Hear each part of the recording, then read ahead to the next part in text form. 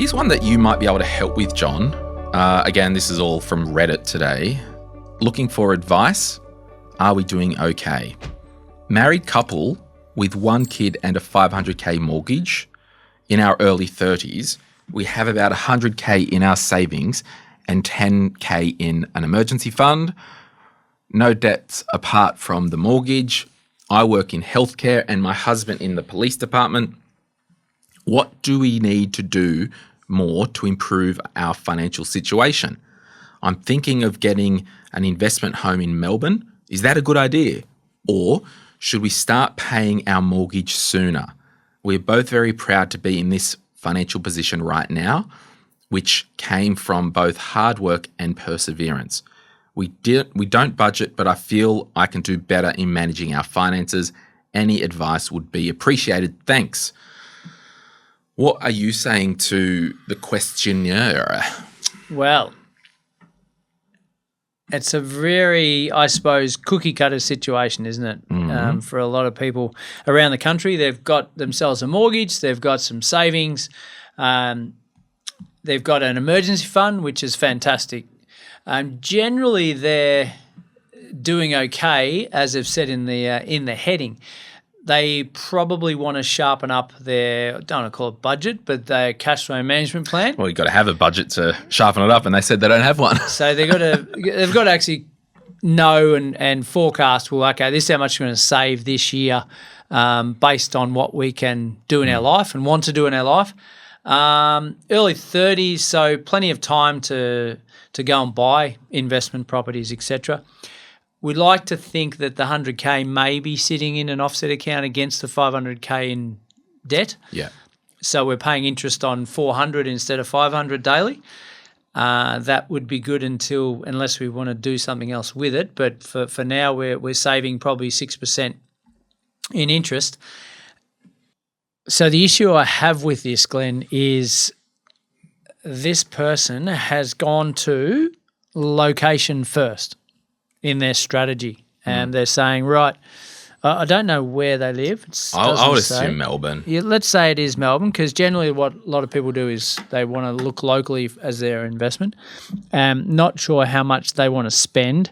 Not sure what sort of cash flow they want. Not sure what type of property is going to be best for their strategy and their portfolio. What is their long-term outcome for this property? But we're going to location first. So we need to scrap the Melbourne thing first. Not say we won't go there, but let's work out, well, why do we want to buy property? Okay, we want more in our life. We want to pay down the mortgage sooner, which we can do by having a solid savings plan, build up the offset account, have flexibility with higher cash amounts, and then recycle the equity back out and go and buy an investment property. No problems with that, absolutely whatsoever. But we just need to plan it out a bit more and say, well, okay, we can't say off the bat Melbourne is a good or a bad idea because we don't know enough detail yet. But even one step before that, we don't know off the bat that buying a property is a good idea. We don't know off the bat if investing in super as a salary sacrifice is a good idea. We don't know off the bat if just paying down the mortgage is a good idea. Well, generally speaking, paying down the mortgage is always a good idea.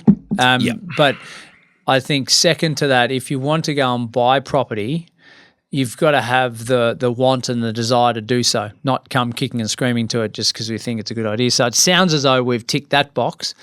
And if we've got regular incomes and equity in our home, we're probably going to be able to lend money. So conceptually, we're there ready to maybe go, but we just need to design a strategy.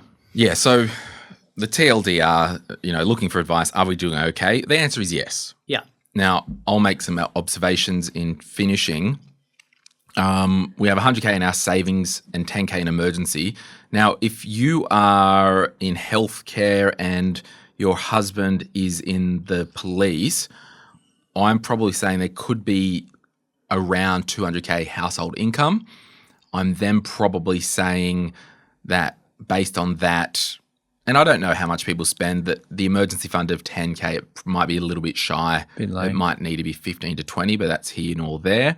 I like the fact that she's talking in her comments, because we see this, like someone says, I'm married.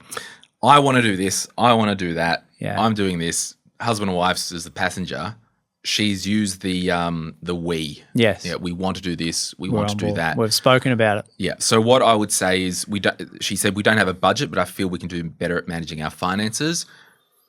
The Glen James spending plan. If Yes. you don't have it, it's just really easy. You can jump in, go to education.moneypodcast.com.au or just Google the Glen James spending plan. It's the first hit on Google, and that will allow you to at least get a spending plan in place. Then what I'm doing is we're working backwards. We've put all our expenses in there. We've put our income in, and that plan will just help you work out how much is left Yes. at the end of the month, end of the week, or whatever. At that point, we have a discussion with each other.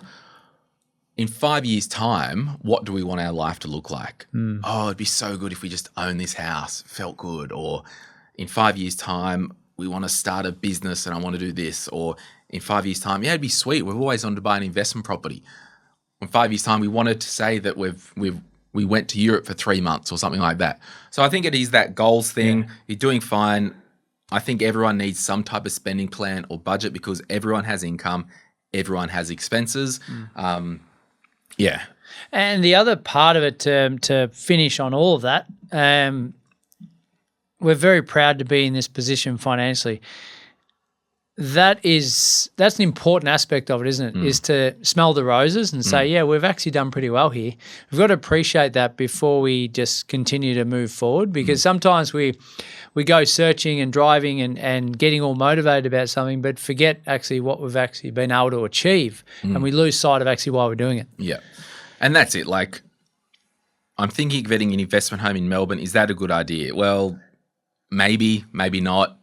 Contact John. But I would say Melbourne's an interesting market at the moment, and we won't go into too much detail, but it's on the nose generally in Victoria right now with the government and introduce land tax and higher stamp duty, but affordability in terms of what you can buy down there for the money you've got compared to, say, the other largest capital city being Sydney is outrageous. So we'll watch this space there. If you're after personal financial advice, don't get it from a podcast. If you would like help based on your own personal situation, head over to moneypodcast.com.au, click Get Help, and we'd be happy to introduce you to one of our trusted professionals. Our panel of vetted financial advisors and mortgage brokers work with people all over Australia so they can connect with you wherever you are. That's moneypodcast.com.au and click Get Help.